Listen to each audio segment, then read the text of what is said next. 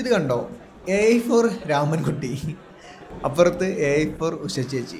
Business owners മസ്റ്റായിട്ട് ഇത് ശ്രദ്ധിക്കണം.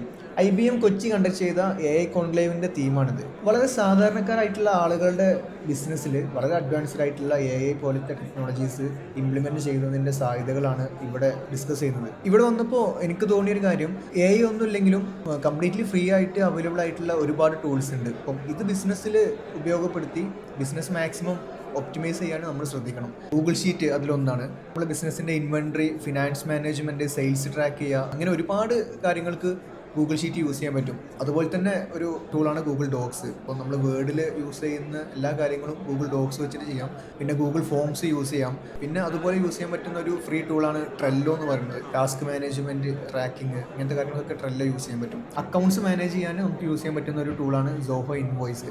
അതുപോലെ ബിസിനസ്സിൻ്റെ ഡിസൈൻ ആവശ്യങ്ങൾക്ക് യൂസ് ചെയ്യാൻ പറ്റുന്ന ഒരു ടൂളാണ് ക്യാൻവ.